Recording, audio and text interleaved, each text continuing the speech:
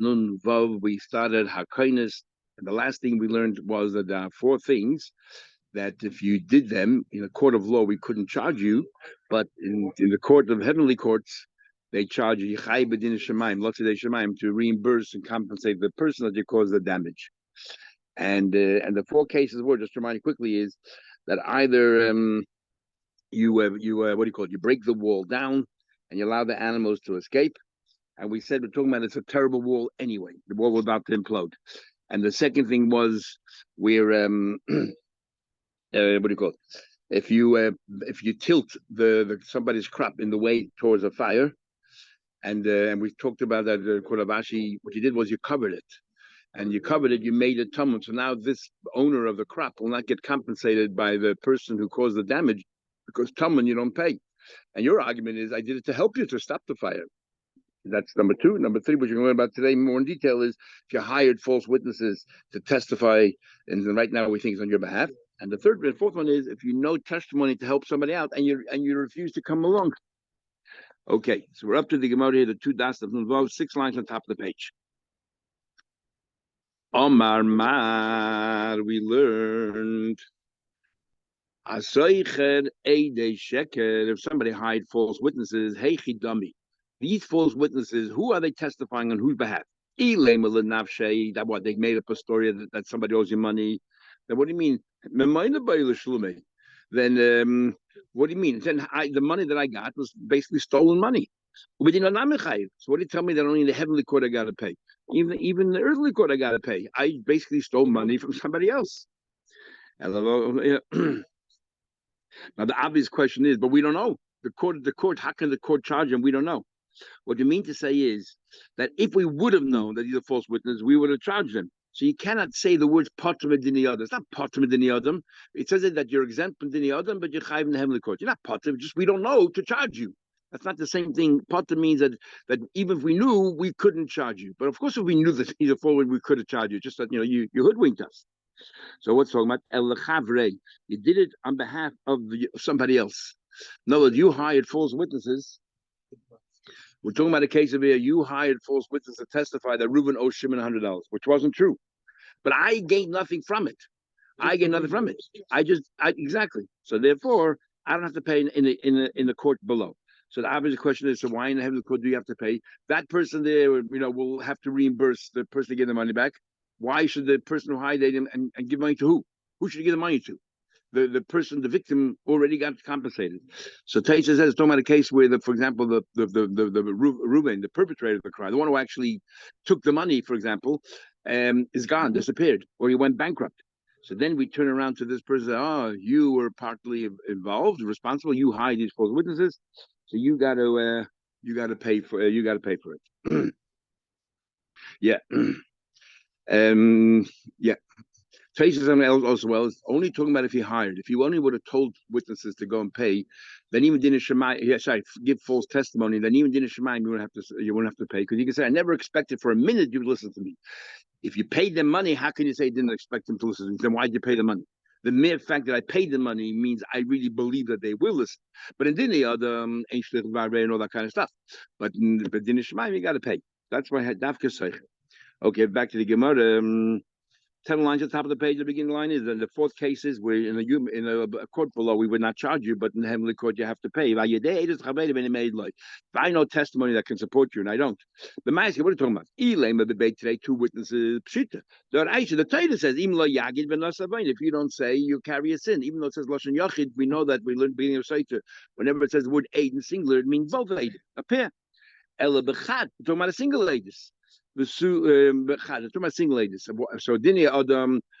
a single witness cannot make anybody pay money. So if I withhold my testimony, I'm not really hurting anybody money-wise.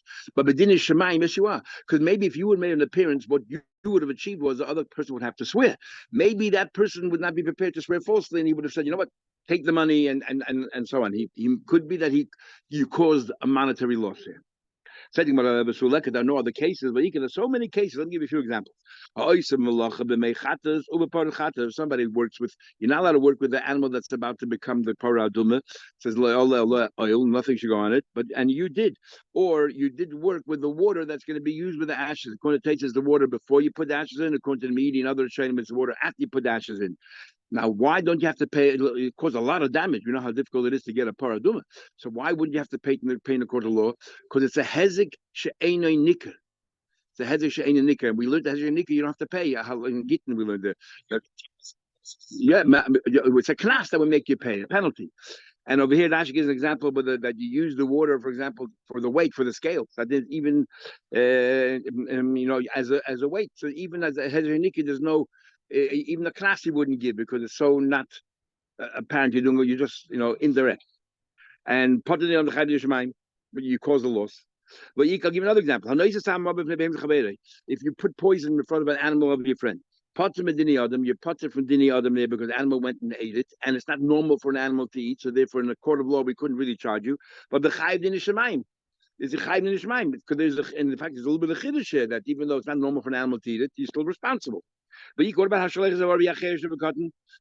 gave it over to them. You're exempt in the Adam because I didn't cause the fire, they did. But it was a bit reckless to give it to them. But you can another case. If you frighten your friend, put him in the Adam in a court of law, and then as a result of that, whether he got all traumatized. In a court of law, I didn't do anything. But but you can another case. Your barrel broke in Shazrabim, but you didn't take it away. So I didn't. If you hold niskal lav per maybe I had an argument in Maniach. If slipping is considered negligence, which Rameir says slipping is negligence, and then you're chayiv to remove the pieces. But if Yehuda says that niskal lav per you slipped. It's an accident. So if you left it there in a dini adam, we can't really charge you because he didn't do anything. It was an accident. But let's talk. No, because boy, you deliberately went ahead and you made a hole. Here you slipped, you tripped, and therefore you left it there. Big difference when you had the kavana. You proactively went ahead and created a mixture, and here you slipped. Or here Campbell fell down. Well, he didn't pick it up. Because he holds niskal pesheyu. The Chachamim say pot with the adam. In the court of law, we couldn't charge you, but at the end of the day, it's your fault. You're right. There are many examples where you chayiv b'din shemayim, but these you do need. In fact, coming with the rabbinate, when we say you are potter, you're potter b'din adam, and we can't charge you for the house that you burned down on Shabbos, but maybe you chayiv b'din shemayim. You know why we chose these four? Because each one of them has a chiddush. Ma'u the tema b'din shemayim nami lo lechayiv. Commercial. Each one we would have thought that you're not chayiv. Yeah, so we go through now. I put it together from the so bad walls, the wall that was going to collapse anyway. I would have thought, keeping the mystic, the wall was going to collapse anyway. What did I do? I did nothing really. Maybe I shouldn't even be responsible. I mean, it's going to fall down any minute. And the owner of the animal should have been more careful. So just because I helped it fall down, I would have thought that I'm totally potter. I know you have to pay the initial mind. If I go ahead and I bend the crop toward and tilt it in the direction of the fire, and we're talking about not a normal wind, not the fire was coming this direction, then obviously I'm chai. We're talking about, we said before on top of the page, we're talking about in the court of law also you'd be chai because you mamish put it in the way of the fire. Even if I didn't light the fire, as Rashi says, I put it in the way of the fire. We're talking about it here was an abnormal wind came, like a hurricane wind, and a blast came and caused the fire. So did the other you cannot charge me because it's unanticipated. But the fact is I caused it to happen because I moved the crop in the direction. So that's a chiddush. I would have thought Lema me have a I should be potted even within a shemaim. Did I know that suddenly this gust of wind, shouldn't be chayv even within a shemaim. That so each one of these the chiddush is that you have chalapachas be a mensch and pay to be yaitz in a shemaim. Well, Rabashi, who learned the pshat is that you covered the crop. So what you did was you caused the owner of the crop not to receive compensation because now it is tamun, it is hidden.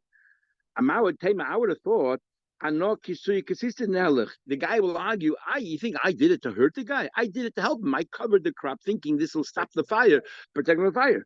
Well, I didn't work out. Okay, but you can't punish me for it. And this is a hard one because the Eibush knows exactly, who you're fooling. The Eibush knows exactly what your purpose is. Remember talking about Dinah Shemaim. But Dinah Yadam, of course, we don't know. You can come in the court and say, I did it to help the guy. How do we know differently? But we're talking about Dinah Shemaim and you're the Eibush. So what do you mean you could have argued? Who would you argue to? where you tell the Abishta, this is my thought. The Abishta knows exactly what your thoughts are. So if your thoughts were because Yitaka wanted to hurt the guy, then if you want to help the guy, Yitaka won't be punished. Unless the Gemara is saying here is that even if you thought that you're helping the guy out, Yitaka, not that you're deluding anybody, Yitaka meant that was an emes, but because of your actions, you caused him a loss. We're talking about Konabashi, a normal wind was coming in the direction, and you did nothing. By helping, you made it worse. Kamash Shalom did you have to pay. So we're not talking about that you're trying to cheat the Eibishter. Your taka meant well, but your meaning well caused this guy harm because now the fire that burnt the crop, he won't get compensated for. And the chiddush is no matter, even though you're a do-gooder, you have to pay. That's a scary. It's a very scary thing. Why do you think? But we're talking about a fire that's coming in that direction. So you should have thought it through maybe a bit more. There's insurance policies for people like ambulance officers and the like. Yeah. Because if you want to get damaged, they try to help someone. It's getting and they get sued. Yeah, but sometimes it's vexatious. Yeah. Somebody hires false witness also. I would have thought, even hiring, I would have thought, I would have thought I was sure they wouldn't listen to me. Maybe I shouldn't even have to pay within Shemaim. You do have to pay. And why taka?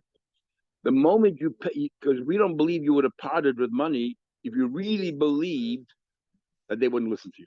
Why give somebody money that wouldn't listen to you? Obviously, you thought in the back of your mind, there's a good chance they will listen. So that for that, you have to pay din Shemaim. I would have thought you're telling me that if I would have come, the guy would, maybe wouldn't have sworn and he would pay. But maybe he would have sworn, he would have to pay. So maybe I don't have to feel guilty. I don't have to feel guilty because I would have achieved nothing. And I don't want to get involved. I don't want to mix in. I don't want to make enemies. Maybe we would have sworn false. Sworn false. Or we didn't I wouldn't have achieved nothing. That no, not your cheshbon. You got to do what's right, and let things play out the way it's supposed to play out. Can you have a rule to say a specific number that it's Sorry? When you say like yeah, it's excluding everything else. Sometimes we say that, but so now the one saying it's not excluding; it's highlighting a chiddush. The fact that these are all other mishnahs. I'll say it's a specific number. It's true, yeah. Why Rishur said 4 things? Sometimes we say Taka it's only 4, not more. And it sounds like from some of the texts that only 4 have this major chiddush. And the chiddush is that not that you're potter medini adam, the chiddush is that within a shemayim you have to pay. Yes. Says the Gemara further. Nifritza. You're saying the Ben Shlomo is there. We see many cases of this. Even Tanoim and Amoraim who had machlokes with the Ben Shlomo with the best Shemayim. I believe he's Chibuditchu. Yeah, he was the most famous of them. He didn't argue with David. He's not going anywhere until you change your mind. Sorry, you don't want to give right. And they told him off first. Remember, we told off by the other tonight. But he won. Yeah, that's true. But then he slept for 70 years. So I'm not sure. Maybe that was. Maybe the two are connected. What happens at night? They breached in, or robbers came in and broke through. Amar Rabba says Rabba. That what we're talking about. I made a comment that the animal dug his way under the wall. So therefore we say that if it broke, it says in the Mishnah here, if it broke at night or robbers came in, the owner is potter. Why is the owner potter? Because it's not his fault. Why is it not his fault? Because the animal dug its way. So Rabbah seems to be saying because the animal dug its way under the wall. Not the wall collapsed on its own. The animal dug its way. I don't understand. And if the animal wouldn't have dug his way through my chayiv, hey, what are you talking about? Because it was a healthy wall now, and the owner had no reason to think that it would collapse. If he didn't dig his way through, why is he chayiv? What should the owner have done? He had a good wall there.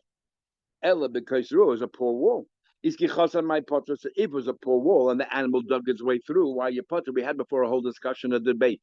If it started out up she, it was negligence, and turned out to be it was an accident. But the accident and the negligence are tied in. It was easy for the animal to break through because the wall already was very weak. Is that my potter? So you had a wall, you allowed a wall to stand there that was not very firm, and that's you were negligent. And at the end, it was an oinus that animal dug its way through. Is hanichel, and you tell me that I'm potter. If you hold like the opinion says potter, fine. What is you are liable? How you gonna send the Mishnah? Why tackle your potter? Elamasnisa because the body must be the mission about a healthy wool, and I'm putter because it's not my fault. So why does Rabbi say dafka the animal dug its way through? Gemara says you're right. We misunderstood Rabbi. Is I feel the chassid did its way through because the chiyit when the Rabbi saving more. Rabbi's talking about the next case, and the next case is where it says hinicha bechama. You place the animal in the sun, so the animal got all agitated and went in a frenzy, and therefore then you're responsible, or you gave it over to a miner to watch for you. And the animal went out, then you're chayv. Even though it turned out to be an accident, the animal dug its way, it's totally not your fault. Since you started out negligent, you're chayv. So you don't have to say the animal didn't have to dig its way out. You just got it all crazy. The animal went berserk, the kula, the pshi, it's totally your fault. Even if the end turned out to be it was not your fault, because the animal dug his way out from the wall, but you turned the animal into this wild animal, so then you're chayv. Why you chayv? According to the one who holds chilas b'pshia v'seifa b'in is potter, you should be a potter. The animal dug his way out. Whatever I thought is kamashla. No, the kula pshia. No. Even when it's digging its way, it's your fault that it's digging its way. Why do you think it's digging its way out? My time. Normally, made the yod, they're keeping the shavakte b'chama because you allow the animal to be in the sun and it's overheated and the animal, went into this frenzy. Cold patstika, the easily any ruse that it has, any way that it has to get out of the sun, the method of the will do v'nafka. So it dug its way out because of your mishagah. So therefore, it's a total pshir. There's no inus here at all.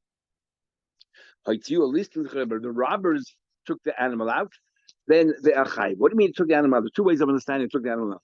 That they picked the animal up and they took it out, or they moved the wall and the animal walked down on its own and caused damage. So which one is it? So the Chayim said, Pshita, Kiva, Daf Kua. More that's a question. Even if they didn't take the animal physically and go cause damage, the moment they took the animal out, so they're a ganif because they dragged the animal out. That's Mashiach. And then it's Shini Rishus took it out of the owner and they became a gazlan. And once they're a gazlan, they took over the ownership, whether they like it or not. And now they're responsible for whatever the animal does. So it's a chiddush. The moment they took it out, it's not because they're a mazik, it's because they're the owner now. They're the new owner. The whole mili, in every respect, they're the new owner. So I'm going to give two answers. Tzich is a chiddush. They did not actually. We're not talking about cases of a koina. We're talking about over here. They stood in front of the animal and they forced the animal to go in this direction or that direction. So they directly caused the animal to go out and cause damage. They never made a kinyan. They never took ownership of the chayi because it's as if tantamount to them proactively making the animal cause damage. And we're talking about here, Shen Badegel to go eat from whatever it is. They stood in the way, blocked the animals going this way, blocked this way, and basically caused the animals to go there. If I stand up the hem of my friend to go on the crop of my friend, chayiv. I'm chayiv. The Pashup shot is I took the animal, put him on the crop of my friend, and the animal ate. Of course, he chayiv. Pshita. Ma'im pshita. Like tzricha the kol I didn't mamish schlep the animal. I stood in front of the animal, blocked the animal, and caused the animal to go on your property, and you are chayiv. Says the Gemara, Omla by Rabbi Yosef, Rabbi Yosef, Ikisha Amirlos. Sorry. So we're saying even though you didn't pull them, that's what if I pulled the animal, then it's mine. You're talking about even though I did not make any kinyan here, but I'm a mazik. Why am I a mazik? Because I forced the animal to eat from your crop, because I blocked the animal. So I'm chayv als mazik, not als owner, not I'm the responsible. Is it a form of mishikah for bigger animals? No. You have to yell. Then we learned you scream and you cause the animal to move. That's already called mishikah because the animal moved because of you. No, you didn't scream. The animal's walking. All I'm doing is the animal's walking this way. I stand right here. The animal has to go this way. And let's say the food is that way. I stand here. The animal keeps on turning. Abai says you learn differently. In fact, you hold Abai says you hold that you argue. You hold in the case of mine that you're blocking. Yitaka wouldn't pay. I'm a cause. I'm a goyim bin azikim, but I'm not a mazik. So what's talking about here? Hikisha Amrlan. You told us that the pshat in the Mishnah is he hit. You hit the animal, and if the animal moved because of you, it's a kinyan. You're a ganan. That's Mashiach. The listim nami the kishur. So the case of listim is where they hit the animal, and not that they should drag the animal to themselves. The chiddush is they hit the animal in the back because the animal moved. They were koinas a gazlan, Another chai. Says the Gemara, Masal L'Roya, if it sounds like you gave it to a shepherd, Nichnas L'Roya, the shepherd takes over. Now he's in charge and he's responsible. Amri Tachted man, who's the shepherd? The shepherd steps into the shoes and takes over responsibility. Who? Ilema Tacht the Baal. That what? If the owner gives the animal to a shepherd, now the shepherd's totally responsible. The animal damages, the shepherd's responsible. Tanina Chad, we already learned it. Masal L'Shemchinim L'Shar L'Sachar L'Sachar Kol L'Chad L'Bayim. We already learned the Mishnah previously that the shepherd takes over. Yeah, takes over all responsibilities, and whatever the category is. El Tacht of the Shomer. We're talking about that you gave it to a shomer and the shomer passed on to another shomer.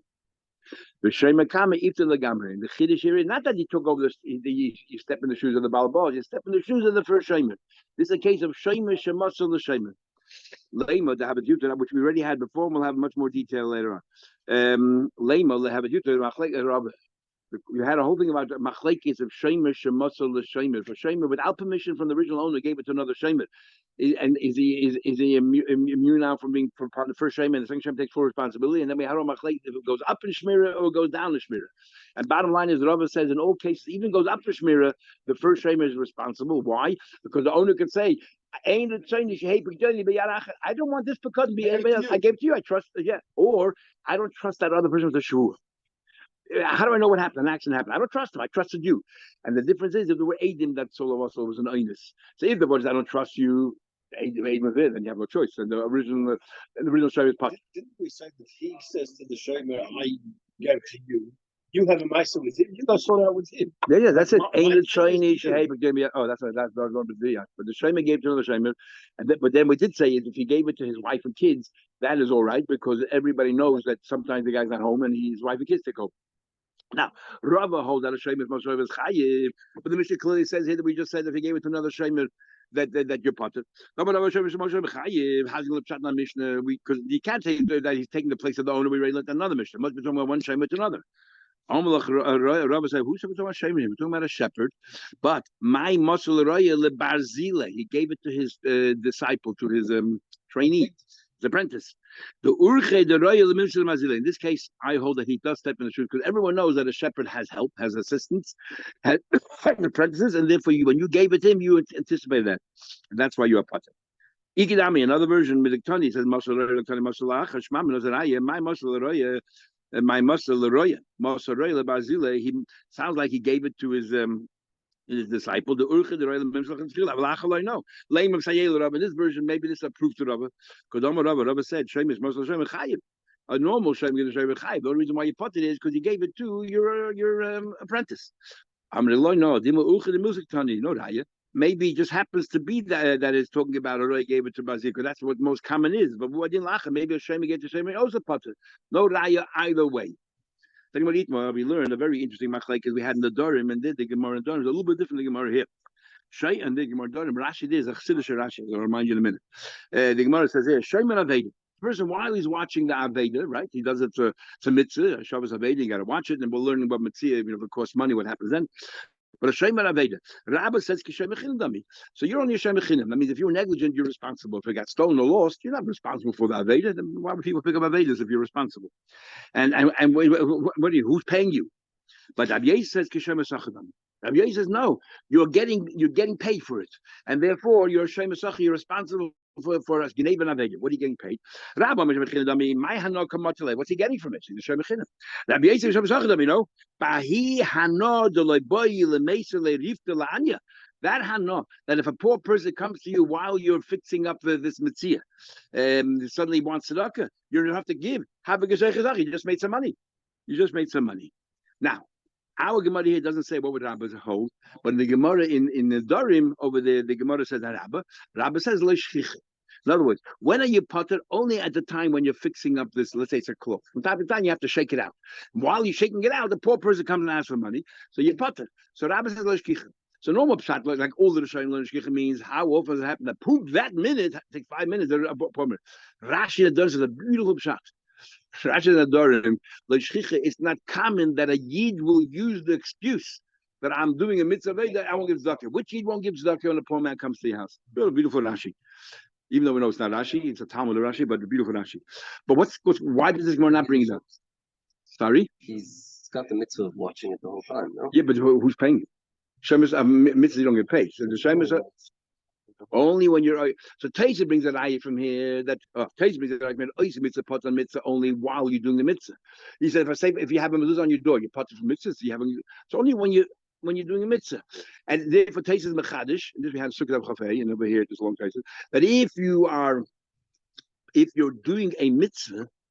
Only if you cannot do the other mitzvah are you potter. But if you can do im efshel l'kaim stein, you're chai. The Ran in Sukkot of Chavei said beferish not. Even if it's impossible to do the other mitzvah, but it requires a little bit of effort, you are potter. But he says over here you have to be oisik. Oisik means you have to be doing. But if it's sitting in a box, no one says you're potter. Maracher Zerua holds. And the Ritva actually that what do you call it? Oisim is part of the mitzvah says even if you can do the mitzvah easily, and you know why? Because he holds not the pshat that you don't have to do the mitzvah. He says the main thing of mitzvah is doing the ratzon of Hashem. So if I'm doing the ratzon of Hashem, it's as if I'm doing all the mitzvahs in the Torah. So what's the point of doing the other mitzvah? In fact, it's insulting this mitzvah you're doing right now. As if say this is not the ratzon of Hashem. Now, why the Gemara in the Dorim brings down this thing about Muslish Kich and Angmar doesn't talk about it. Because there's it would seem. Mefarshim ask, most poskim hold that when we say oisig mitzvah, potter mitzvah, it's only from a mitzvah I say. You don't have to do, because always the example is like, it's actually Sabbeinu Yena in the third painting of Brachas. The Gemara always says, you potter from tefillin, krishma, misha mesa mutter lefonav. Oisig mitzvah means you're busy mitzvah, we don't want you to go out and do something proactive, another thing, because you're detracting from here. But for loisesa, says Moshe Shem, you're allowed to steal because you're using a mitzvah. No, you're not allowed to do an avera. However, the Prima Godim in the Psich of Prima Godim, it says clearly that a using mitzvah potter even from a loisasa if it's in a passive way. You cannot go out actively and steal, but if it's in a passive way, you don't have to. So my first ask you a question. Tzedakah is a loisasa.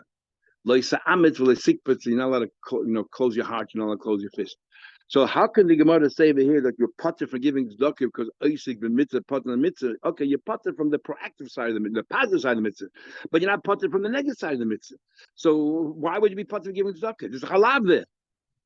So in fact, maybe didn't see anyone say this. That in itself is a machlekes Rabbi Yosef according to the Gemara Bava Kama. That the Gemara Bava Kama holds that Rabbi said there's no oisig mitzvah here, not because lo shkicha, because there's a lav. There's a lav by tzedakah, and because there's a lav by tzedakah, and I hold that oisig the mitzvah is only part of you for mitzvahs I say, not for mitzvahs loisaseh. You taka would have to give tzedakah. So therefore there's no oisig mitzvah. And Rabbi Yosef holds no. Rabbi Yosef says it is oisig mitzvah because I hold that even like Prima Gadim, that even if there's a lav, if it's done in a passive way, no, but you're not giving tzedakah, so you're not proactively over, you're just not giving tzedakah. You're still oisig mitzvah, and that itself is a machlekes. That's why the Gemara here doesn't bring down this thing about lo shchicha. The Gemara in the Durham holds that everyone agrees it's called oisig mitzvah because, like the Prima Godim, that a lav done in a passive way, it is oisig mitzvah. So Rab has to say because lo shchicha, it's no lo shchicha. Someone as a wants to say that the lav over here, it talks about the lav, and they want to say that the lav here is to support an asay by tzedakah. And because we have a Gemara, a traces and conclusion of Lamadalit, where the lav is not out to give you a lav, it's out to support the asay. The primary mitzvah is a positive mitzvah to do something. And a lav, if you don't do it, that's not called a lav. That's really called a lav, which is ancillary to an asay. And by tzedakah, the main mitzvah is to give tzedakah. That's what the mitzvah is. But if you don't, you're tight-fisted, you're over lav. So there the lav is not like a separate lav, and the lav is to support the asay. That's not called a lav. And therefore it falls under the banner of oisig mitzvah. The problem with those Sameach's word is traces in Barbas of Chesron Beis, where traces ask a very interesting question. They force someone, an Amora, to give tzedakah. So the traces asks, the Gemara in Chulin says that if you base that by a mitzvah asay shematnas chora b'tzidah, whenever there's a positive mitzvah where the Torah says if you do this mitzvah, this is going to be the reward, person doesn't intervene. That's enough punishment, you're not get the reward. And by tzedakah it says you'll be blessed. So Traces asks a question. How can they force someone to give tzedakah when tzedakah the Torah clearly says that you're going to get a reward, and ain't kaifin mitzvah shematnas chora b'tzidah? So Traces answer there's a lav. So we see there that the lav is not just subordinate to the asay, because then that's not called a lav. So it seems that there is a lav. That lav is to push you to say it's not its own law. Huh? Maybe okay. Maybe that's how Rosh Hashanah have to answer. That the lav there is making that say stronger in the sense that we can force you. Okay, very good. Let's go a little bit further, Gemara. So the ikadem fasha hachi. Now others will learn differently. Don't know why, but some of the say that this line here, ikadem fasha, was not written by the Gemara, written by the Go'anim. I don't know what that indication is, but they just say it. Ikadem fasha hachi. That those who learn this way. Rabbi says, why are you saying Masachar? You know why? Even the Rachmana Shibei, because the Torah forced you to take this. You didn't volunteer to become a shamer over this object. The Torah says mitzvah shavas aveda, and the direct consequence of that is now you're responsible. Ishid about karche. That you're in debt about karche. Therefore, you're getting the hana that you're fulfilling the Eibus's mitzvah, which is really hard to understand because we learned in Rosh Hashanah that mitzvah lav lahanas nidnu, that mitzvahs are not there to have hana. So what's the Shemesh Sacher has become gaining something from it. So what am I gaining here in this world that makes me Shemesh Sacher? I don't know. There's no Rashi in this. Maybe because there's no Rashi in it, tells them that this is not part of the Gemara. Otherwise, you'd need a little explanation there. What's the Shib de Bal Karcha? What does that mean? Okay, let's just one question. The Gemara has a number of questions on the Machlekes Rabbi Rabbi. So just do one today. Ace Rabbi Rabbi. This has a question. Let's say you found an object. I return the object l'makom sheyirena. I put it somewhere where I found the owner. I put it somewhere. He wasn't home or whatever. I put it down a place where he cannot help himself, the owner, but see it. I no longer have to work with the object. I don't have to do anything further. It's good enough. That's called hashavas aved. I returned it. But it sounds like nignava avda, but if it got stolen or lost, chay b'achriusa, which is a contradiction. You just told me I fulfilled my obligation. But if anything goes wrong, I'm responsible. So first of all, my nignava avda, the fact that it was stolen or lost sounds like I'm a shemesh sacher. Lab must be, because it doesn't make sense. Must be when this clause here, nignava, is not talking about after you return it, it's talking about before you return it. That my nignava avda, lab nignava mebeisai. If it was stolen from my house, the shemesh house, from the person who found the object, if it was stolen from his house or of the Mebesa lost from his house, is what? He is responsible. Why? Because we treat him like a Shemesh Sacher, supporting Rabbi Yosef, a Kasha, and Rabba. We're going to have to learn that, according to Rabba, that no, you're a Shemechinam. If it got stolen or lost from the person's house that you returned it to, you're responsible. So Gemara asks, how do you explain the Brisa? First, you tell me I can give it back and fulfill my responsibility, and tell me that I'm responsible. You know what I'm talking about here? There's two causes, there's two different scenarios. If you get it back in the morning when the owner should have seen it, then you're finished. If you get it back in lunchtime when nobody's home, and then it got stolen, you didn't return it because you know nobody's there, and therefore you are responsible. You're responsible, you brought it at lunchtime. It's two different cases. He brought it back in the morning, in a place where he goes to work, it's impossible not to see it. He's coming for the owner to go by and see it. It's not your responsibility anymore. You did the fulfill mitzvah Shabbos Aveda. You brought it back lunchtime. In a place where the owner should see it. It's not common for him to go in and out during lunchtime, and he won't have seen it until at night. Then the sometime in the afternoon it was stolen. So no die one way or another.